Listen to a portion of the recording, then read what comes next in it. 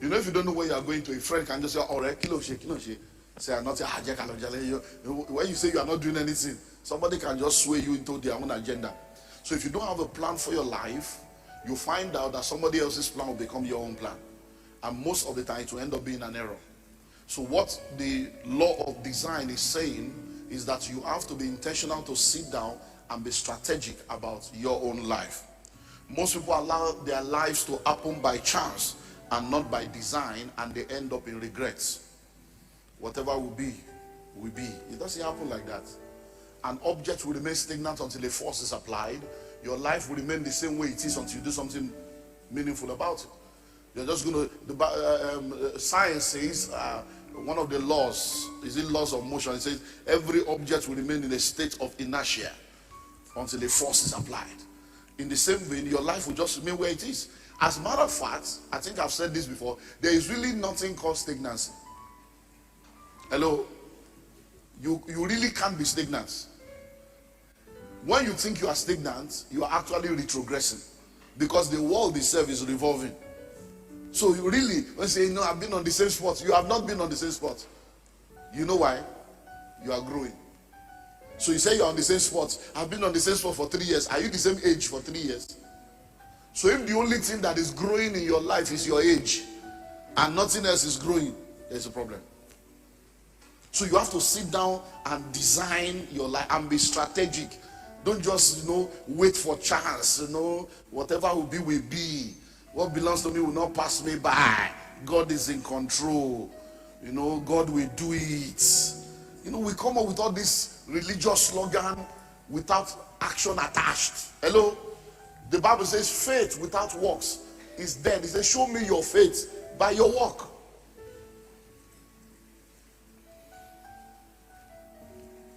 So once your life is not designed strategically, the end result is what we call regrets. Someone say regrets.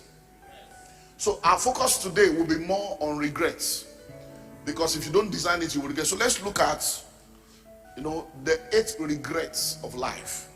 A group of elders, 70 years and above, came up with their regrets, and these are the top. So elders came together, people that were 70 years and above.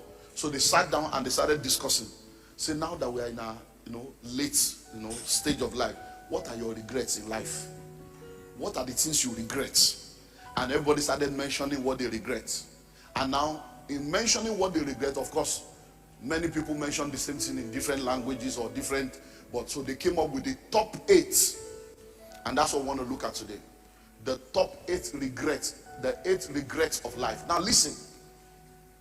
Why are we talking about regrets? Because that will be the portion of everybody that does not design their life. Anyone that does not strategically design their life, that will be the end product. But we are Christians. God is the one that we look. God will not do for you what he has empowered you to do for yourself. When you make up your mind, God will back up your mind. They went, and the Lord went with them. They spoke, and the Lord confirmed their word. They have to go for God to go. They have to speak for God to have something to confirm. Many of us are waiting for God, and God is waiting for us. Number 1, I should have taken charge of my life and set my goals earlier. So when we keep talking about goal setting, even if we repeat that message every 6 months, it's not an error. So every year we try to bring you into a place of understanding the need to set goals.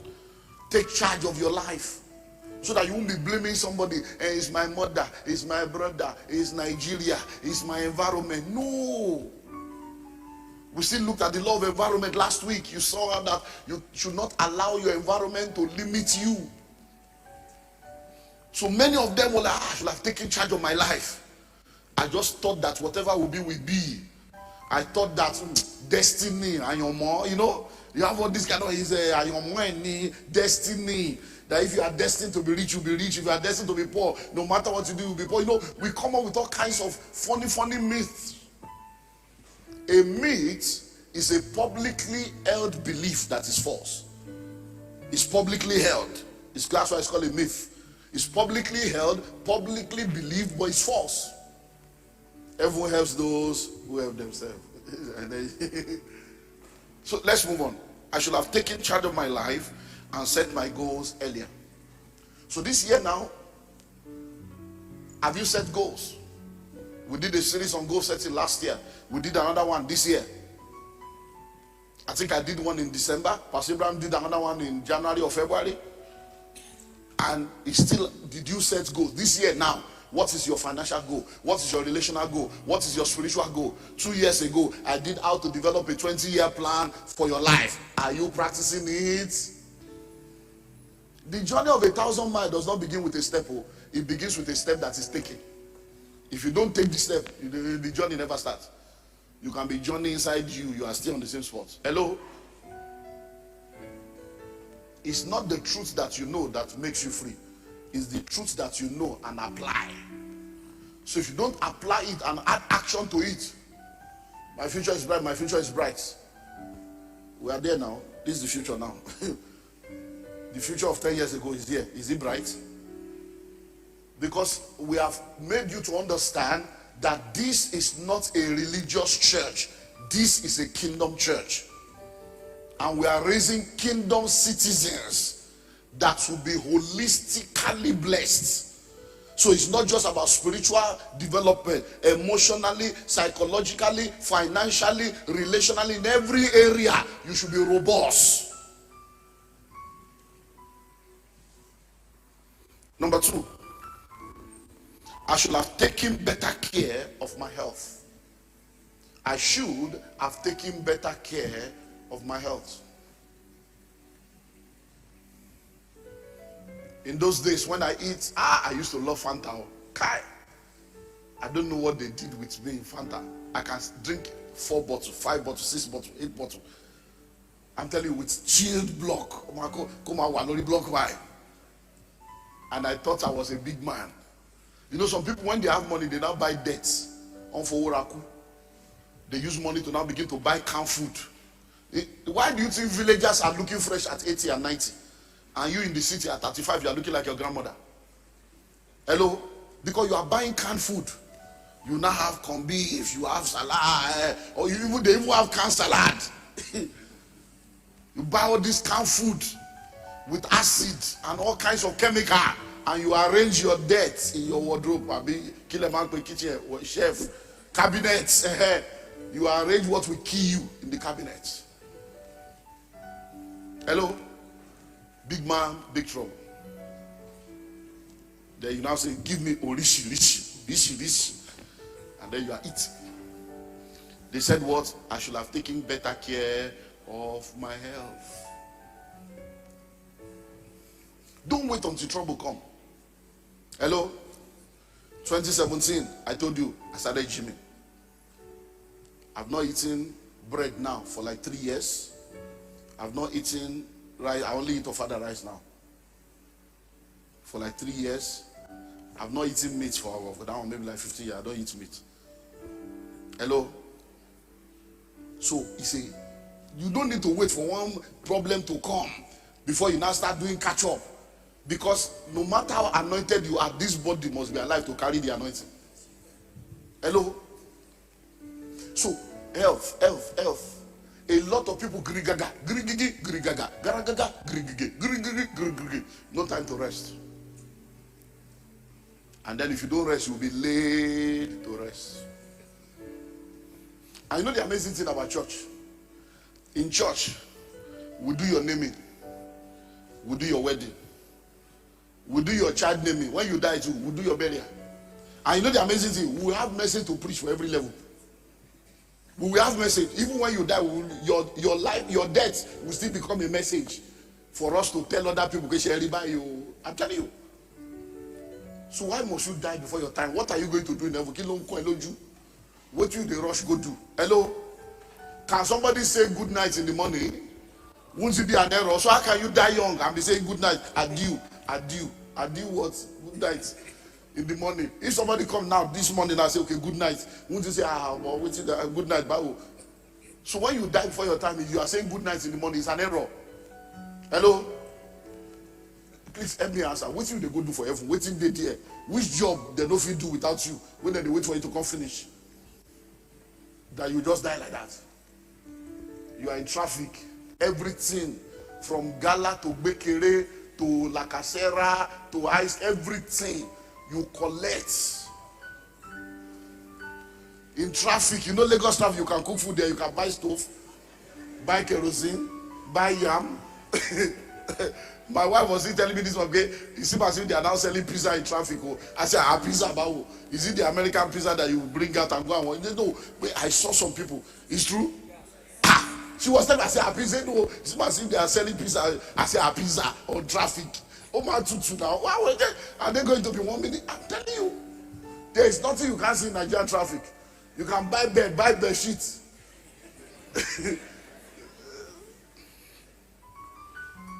Number 3, I should have managed my money better. This money matter.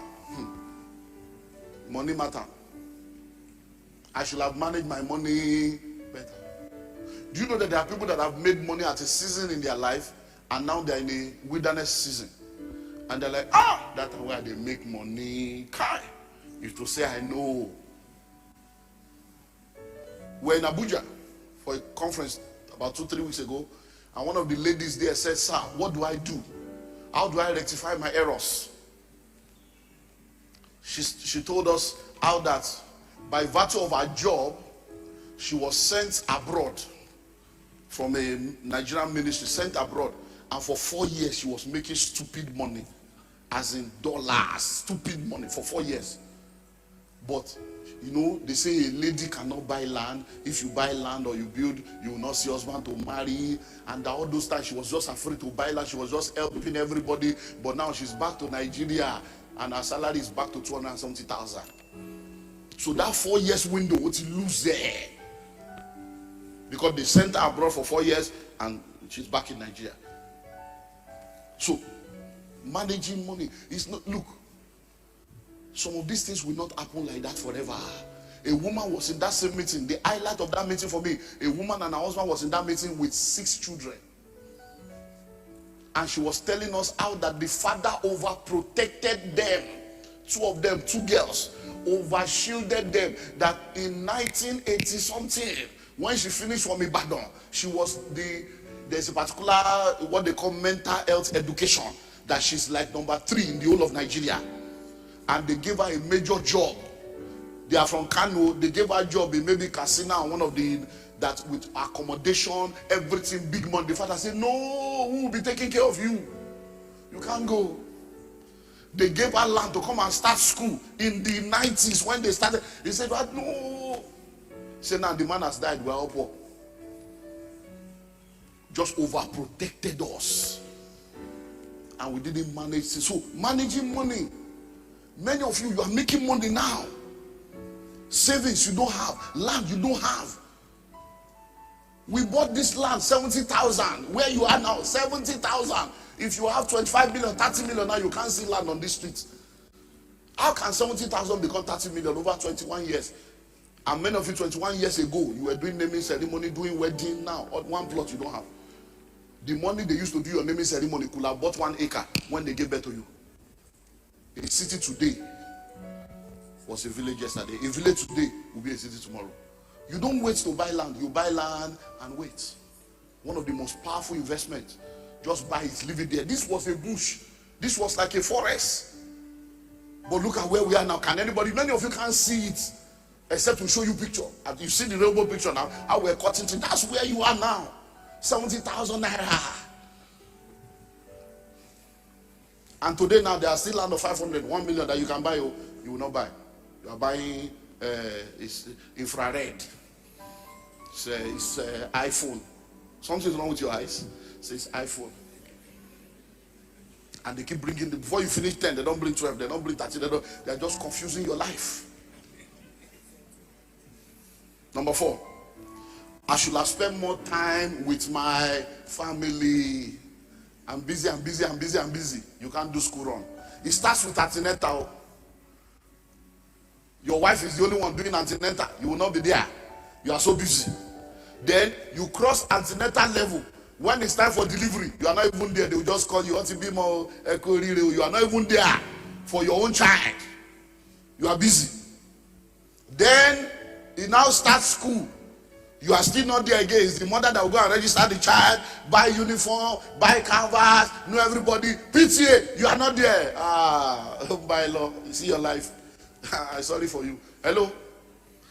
Then before you know it, because whether you like it or not, you now say children love their mother more than their father. These are the things that causes it. And the women will now set you up. You don't have to do over and over again. They will set you up. You are the one bringing the money, they are the one paying. And then when they are going, they will go and pay and collect receipt. And the child psychologically is seeing that daddy is never there. Mommy is the one paying my school fees, even though she's not the one bringing the money, but she's the one paying. Hello? When it's PTA, she's the one there. When it's opening day, she's the one there. When it's sports day, she's the one there. You are so busy. You can't take time off to come and see your children and just spend 2 hours. What kind of job are you doing? I have my children calendar. They know me in the school from day one. All my children. I'm in PTA. I'm everywhere. I do school run, drop, pick up, everything till now. Hello? It's your child. So you get involved because that's how they'll do it. Before you know it, and let us send them abroad now. Let them go and do school abroad. The way this country is going. Then you labor, gather money again, send them abroad. After a while, hey, let me go and stay with them so that they will not spoil. Then they said that you will not be there, but that way you'll be alone. And men don't do omugo. That's how you'll be. I'm telling you, African men, I'm sorry for you. If you don't love your wife, you are for men most miserable. Because by the time they will finish you, a woman can keep quiet like this for 20 years because of children. Because she knows she can't pay. She's setting you up to collect your money to do the job. When they can do without you, woman swear no. I'm telling you, this is my 33rd year now. I've been 33 years in pastoring. I've seen all kinds of things. When people come to my office, when they start like this, you will sit down and be seeing soap opera and Telemundo. Yeah, we make a woman is in planking 25 years ago. I'm telling you. There are some of you sitting down here right now. What your wife has told me about you, you don't even know. And you are still deceiving yourself. You are deceiving yourself. And I already know, no, Pastor, no. Once the children leave, I'm leaving him. I'm just enduring because of my children. And you are here deceiving yourself. Take care of your family. You can't go to cinema with your children. You can't go to beach. You can't go to restaurant to eat with your children. You can't take them in a car and go on a drive. What is wrong with you, Africa? Then when the child now becomes a teenager, you now want to say, let's go for ice cream. You say, excuse me, Dad, I don't do ice cream. If there's too much cholesterol, they will now begin to educate you about health. No, reality of life. Many of you, when you look, you will just wake up one day and see one woman coming down from your house. You say, who is this? Now my pikin with this. Pikin we are born. Now you don't talk like this. You see your son becoming like a giant in your own house. What that is telling you is you are no more young. You fool yourself. Family. Somebody say family. These are the regrets of people. I know a man, he's late now. Then in Atlanta, the guy had 2 private jets. 2. There's one private airfield in Atlanta. The guy had 2 private jets. Jetting all over the world. But the time I came into the knowledge of this situation, the man had become a vegetable. And the children and the wife were just enjoying life. And me, I was saying, why are they doing this now? How would they just leave this man like this and just be joking? Who do they expect? They will not live in with a nurse. It's not good now. The wife should stay, say, Pastor, about that thing got you upon you. Don't put mouth in what you don't understand. That this man, never available. Today is in Singapore, tomorrow is in Malaysia. The wife will talk. 3 months, no sex. He will just go. When he returns, he's tired. Children, everything, he will just be dropping money. Say now he's sick, they are enjoying life. Thanks for watching and also taking time to engage with our previous content. I saw your comments and I will respond to it immediately. Meanwhile, feel free to also share your thoughts or experiences in the comments below. Please don't forget to share this video with someone. We have a unique package for you on the first link in the description of this video. If you found value in today's discussion, don't forget to like, share, and subscribe to Kingdom Wealth Channel for more empowering content that helps build wealth in a godly way. We believe that every subscriber is not just a number, but a valued member of our growing community. If you're not subscribed to Kingdom Wealth Channel, you might not see us again, so hit the subscribe button now. But if you are a member of Kingdom Wealth Channel, congratulations, you are growing every day.